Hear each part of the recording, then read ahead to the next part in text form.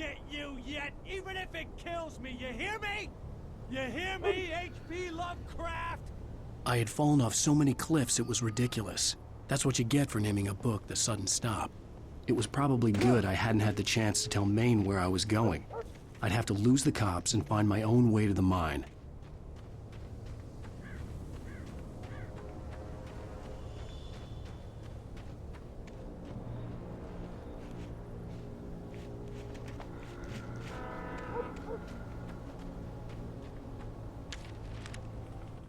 Nightingale stared through the broken studio window into the dark woods.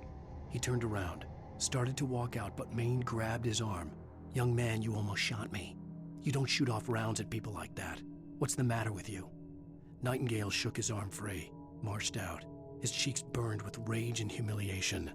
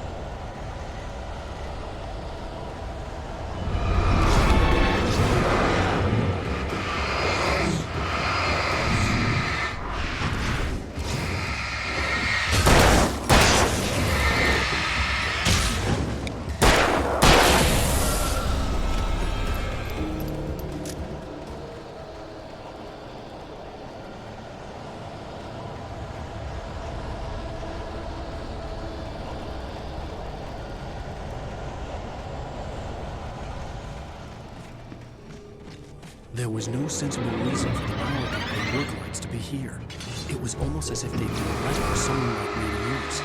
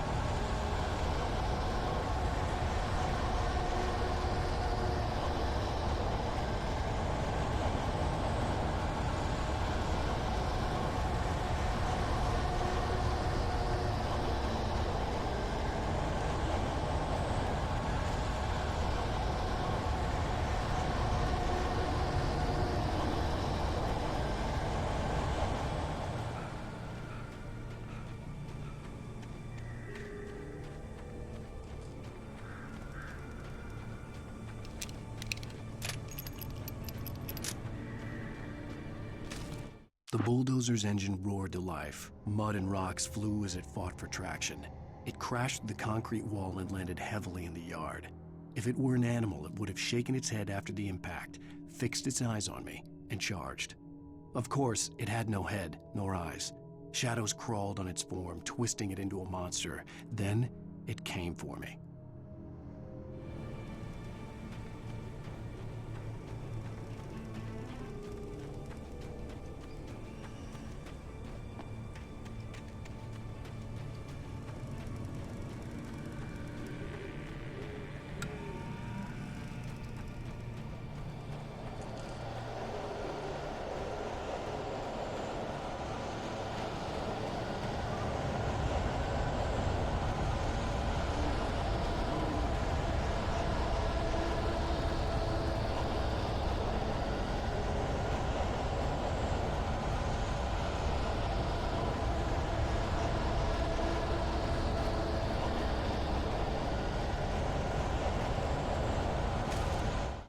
Sarah trusted her gut, and her gut said Agent Nightingale was an asshole.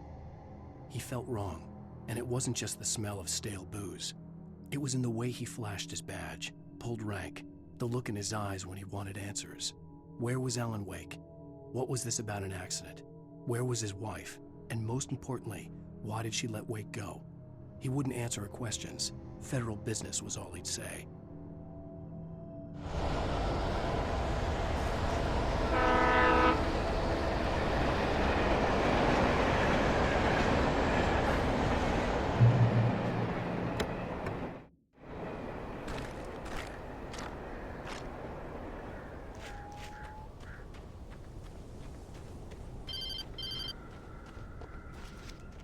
Hello? The most stubborn man I've ever met. Alice? Alice? Alan, I'm so afraid. He keeps me in the dark. Please help me. I look at you, Alan, and it's not you. Something else. Looking out from behind your eyes. Alice, I'm here. I'm so alone here. It's all gonna go to hell. You need to be careful. Cooperate. The connection had been terrible, but that wasn't the only thing that hadn't been right with the call. She sounded wrong somehow, but she had called me.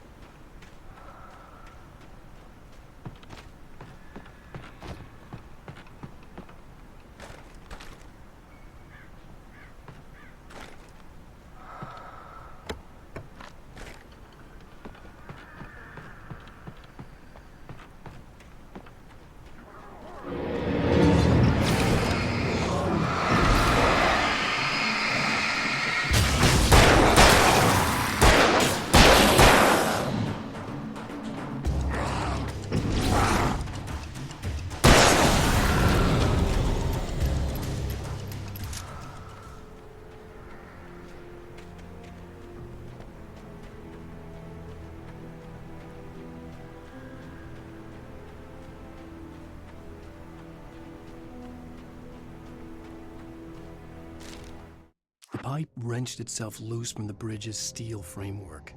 Wrapped in darkness, it floated in midair, twitching. For a moment, I didn't understand what I was looking at. The heavy object lurched at me with impossible force.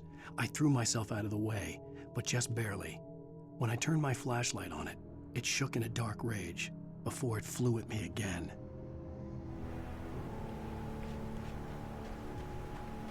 I could see a railway bridge up ahead, and a warehouse of some sort on the opposite shore. I hoped I could find a car from there.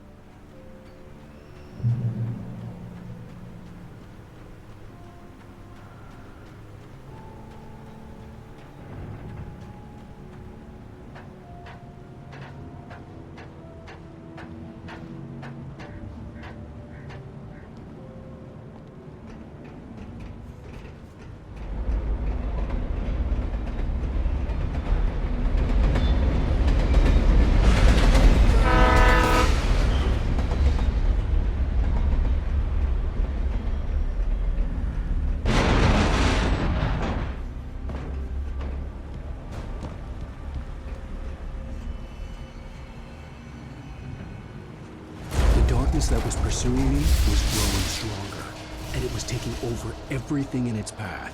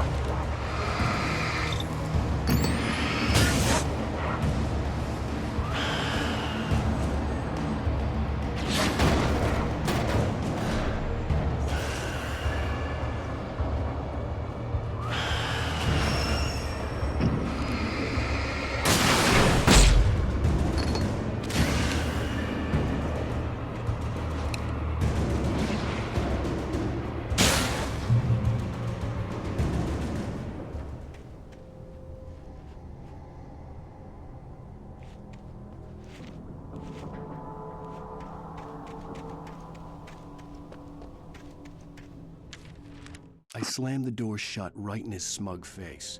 He pleaded for me to open the door. True to form, the asshole actually thought I would obey. I had no sympathy left, no guilt either, not for him. I took a moment to savor the scream. I bet I had a smile on my face. It was all that I had time for. The dark presence was inside the lodge with me.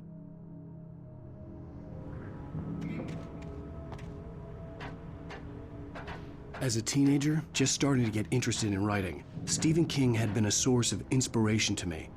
I thought about all the inanimate objects that had come to life in his books. No one is safe in a good horror story, certainly not the protagonist. That's what makes them fun. This was anything but. The darkness could possess anything, and it was getting closer.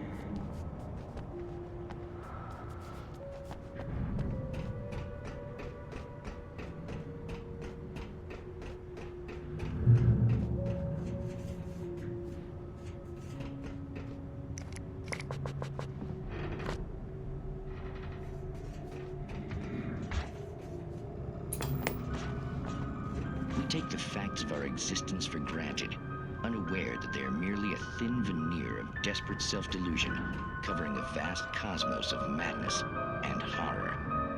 All too often, the stars are right. In Night Springs. Tonight's episode, A Family Occasion.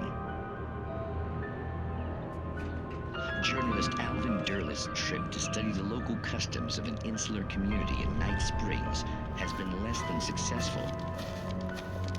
Until tonight. Well, I'm glad you changed your minds about this. Ancient customs, local mythology. My editor loves this kind of stuff. Well, Mr. Derlith, we don't want to feel like we're on exhibition, but you have demonstrated the seriousness of your intent. Oh, I am serious. Really, just do your thing. I'll stay out of your way and observe. Actually, I thought you could assist us. I'm afraid we are a man short. It would provide you with an intimate perspective. Could I really? Of course, Mr. Derlis. Well, I guess that's the least What would I have to do? Oh, here. Let me show you with a kiss.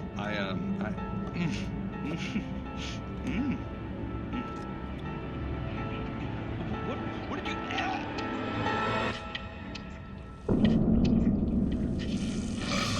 Oh, Mr. Derlith, you have well pleased Nixie Perka, the dweller in flesh.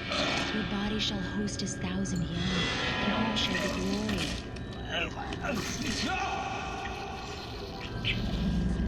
Shh, darling, be calm. Shh. Alvin Derlis learned a harsh lesson. If you go looking for mythology, it may come looking for you. And such quests always bear fruit. In Night Springs.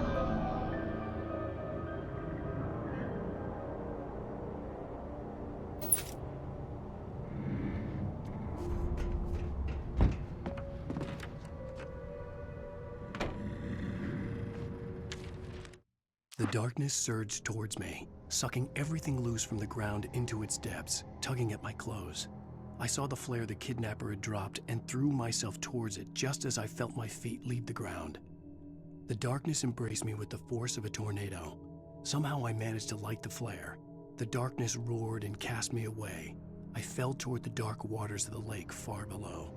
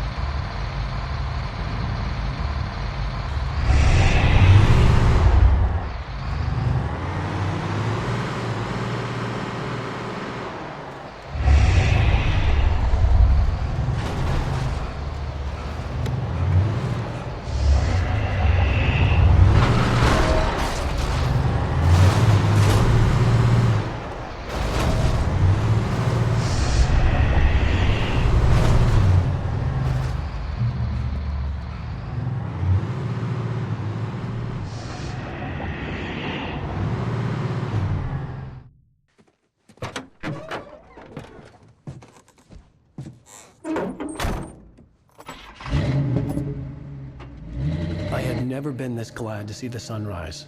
I had a couple of hours to get to the coal mine.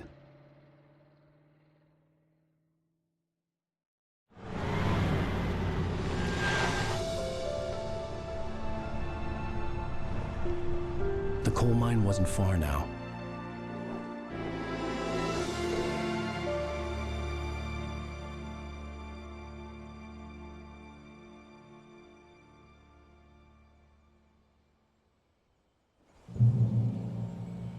Today, I would meet the kidnapper, and he would give me Alice. I wouldn't give him any other choice.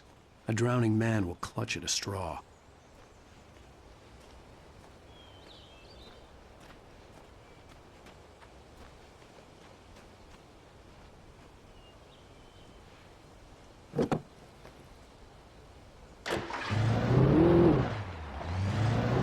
Little by little, without realizing it, I'd come to believe that the story in the manuscript was coming true. The current of its narrative had taken me deeper and deeper into dark waters. Alice had been taken from me. Barry was probably in jail. I was a fugitive from the FBI. The whole world taken over by the dark presence was trying to destroy me. It all felt real, but it matched a textbook case of insanity.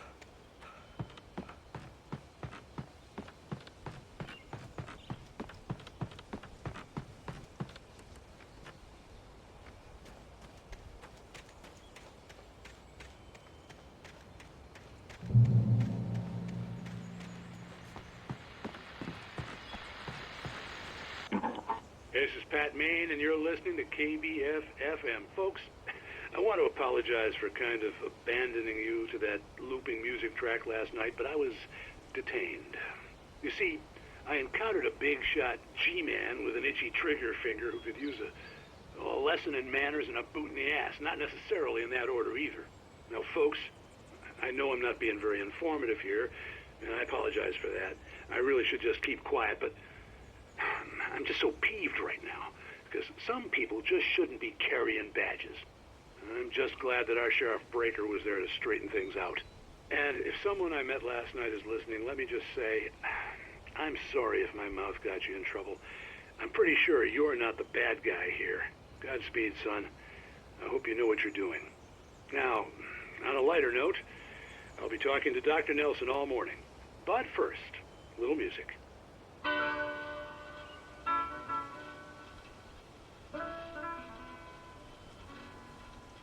Nobody cares about me. Ain't even got a friend. Baby's gone and left me. When will my trouble end? Black night is falling. Oh, I hate to be alone.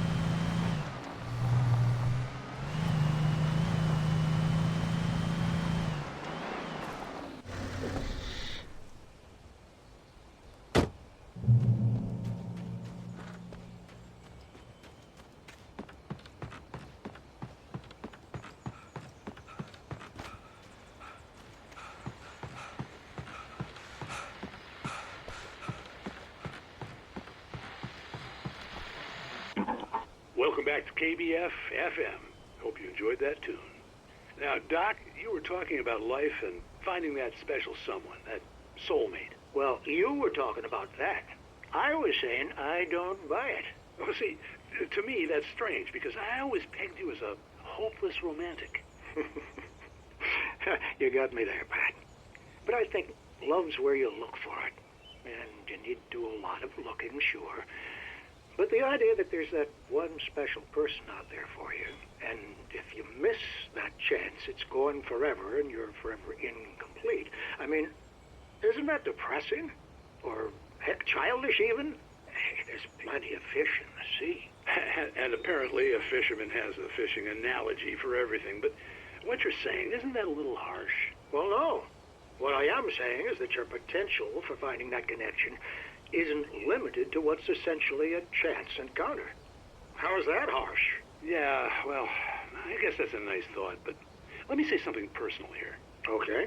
Now, well, I don't disagree with you exactly, but I can't really fit that together with what I feel, what I felt for someone, because she was the one. She was. And I let her drift away from me. Maybe I didn't put in the work, I don't know, but, well, since then, and it was a long time ago, but since then there hasn't been anyone, not like her. And I'm not saying I dwell on her or haven't moved on. I like my life. I'm not living in the past, but I do miss the way she completed me. You can't argue with the heart, Pat. I'm sorry, folks. I had kind of a scary experience last night, and let's just say it's shaken a few things loose.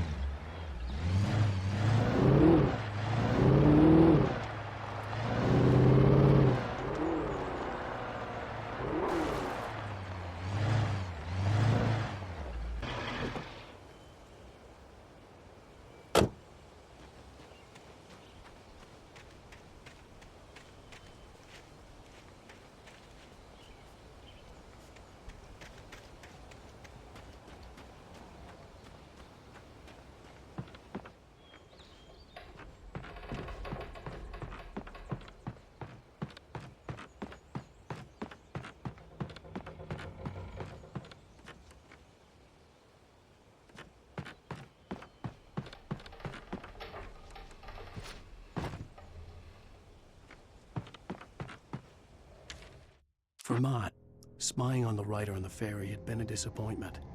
His boss had made Wake out to be something special, but Mott hadn't been impressed. He'd gotten a good long look at the wife, though, and he liked what he saw.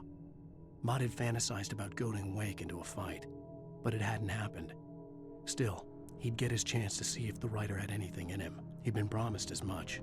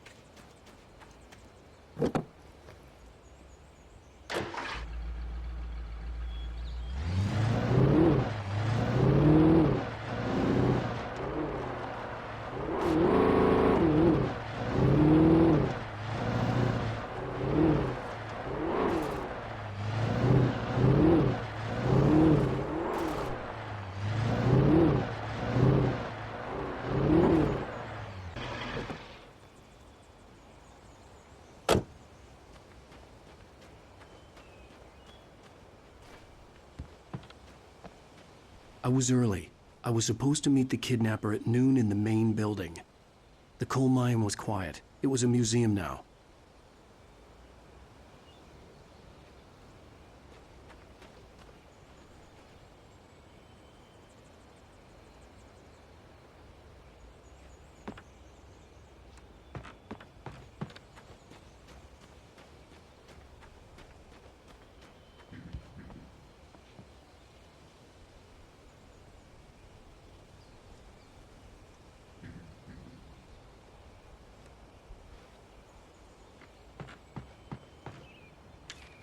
With Nightingale gone and the night wind blowing in through the broken studio window, Maine stared at Sarah. The sheriff looked away. Maine's voice shook with barely controlled anger. That boy's doing more drinking than thinking. I hope you know what you're doing, Sarah. He's got a sickness in his eyes. You take my word for it. He wants Wake for a reason, and it's not for anything good.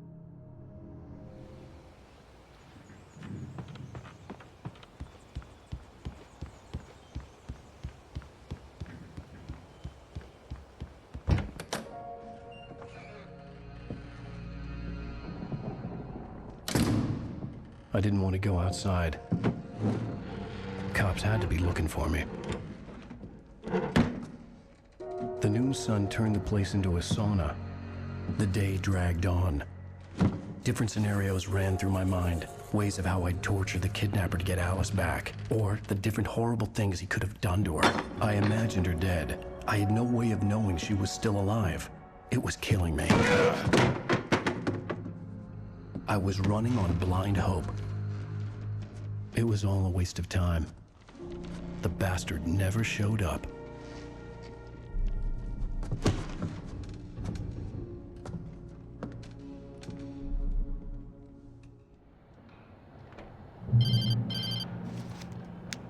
Wake! Where the hell are you? Change of plans. You know where Mirror Peak is? It's a big mountain north of where you are. You follow the path from the mine, you can't miss it. There's a lookout point there. I'll be waiting. I'm through being jerked around by You you. want to see your wife alive? Because if you do, you better watch what you say to me. Do we understand each other?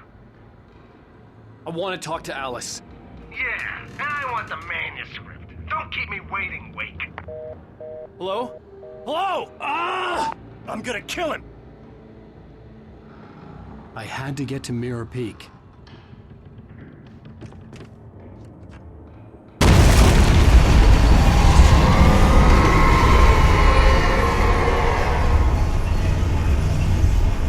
It was close, maybe closer than ever before.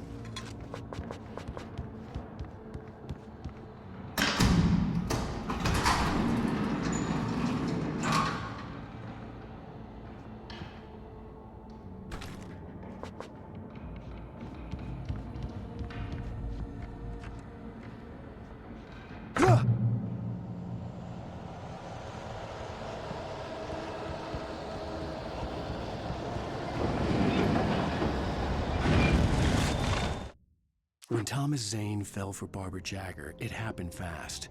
She was young, vibrant, and beautiful, full of life. He had never been a very happy man, and without any seeming effort, she had changed all that.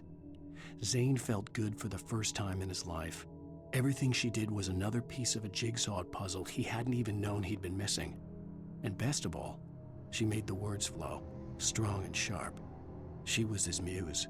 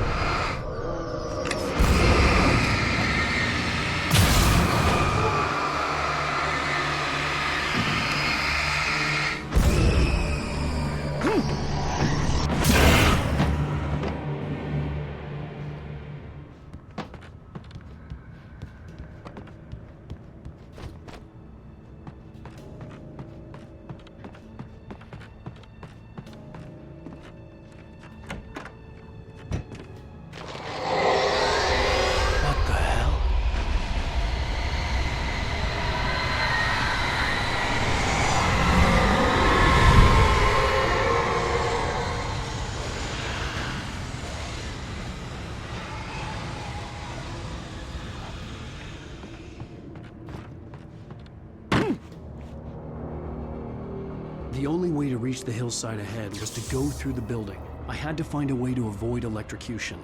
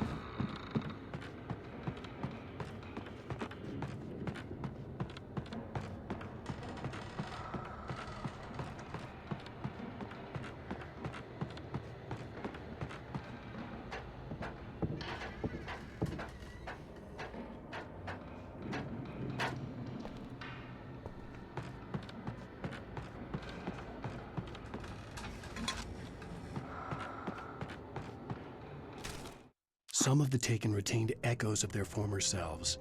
But these were just the nerve twitches of a dead thing. Nothing remained but a shell covered and filled with darkness. In most cases, these puppets were enough for the purposes of the dark presence. But for anything more elaborate, as with the writer, it was different. It needed his mind. And so rather than taking him over completely, it merely touched him.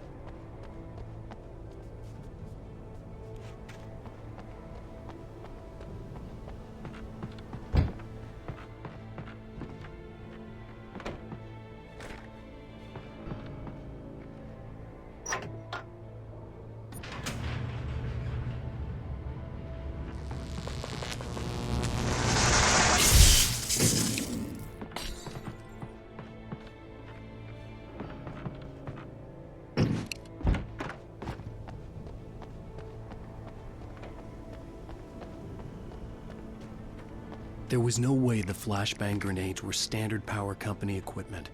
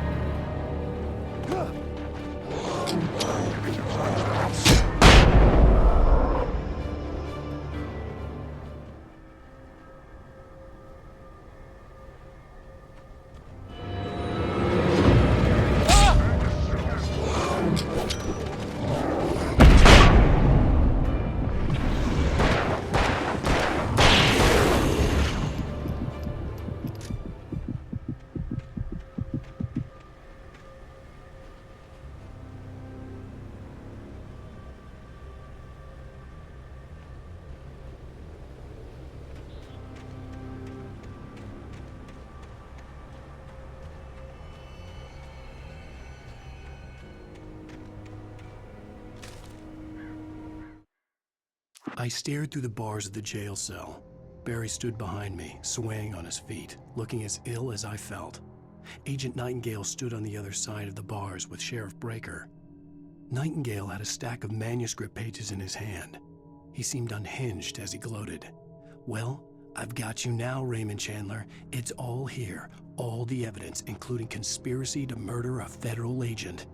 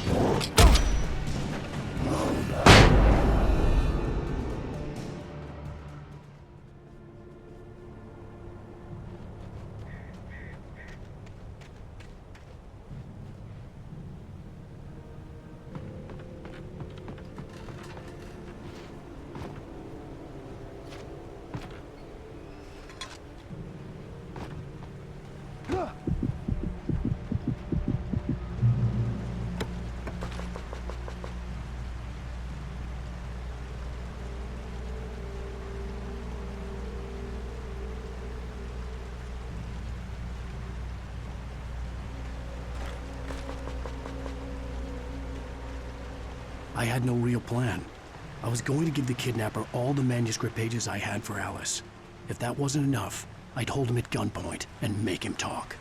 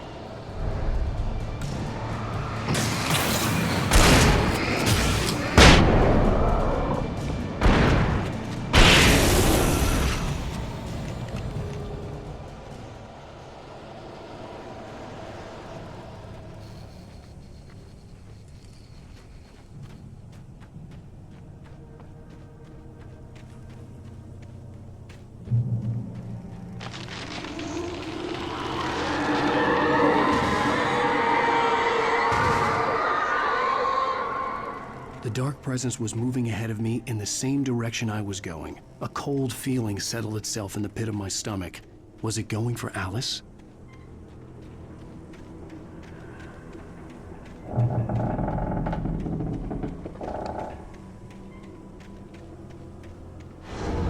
The graveyard shift may cause cancer.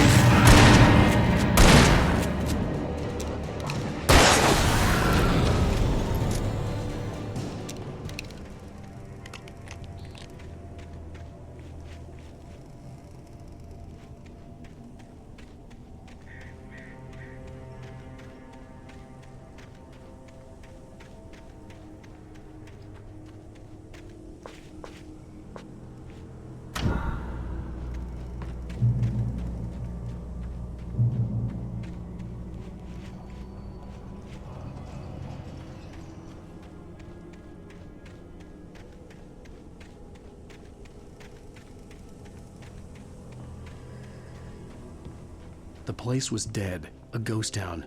Had been for decades, maybe a century.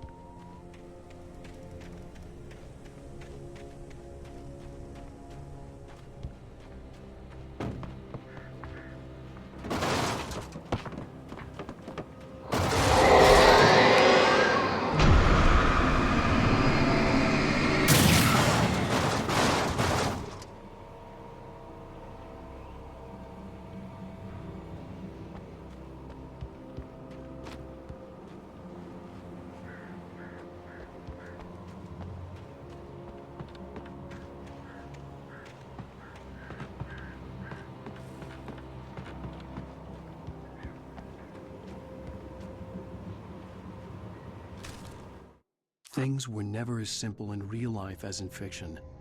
I had lost count of the times I had wished there'd be a clear reason for my writer's block. Something to fight, something to lash out on. There wasn't. I was filled with doubt. I was nothing like the hero in my books. Alex Casey had gone through his life with single-minded determination, never wavering from his goal. Even now, I was angry at myself, angry at Alice, angry at Barry. I was fumbling and I had no plan.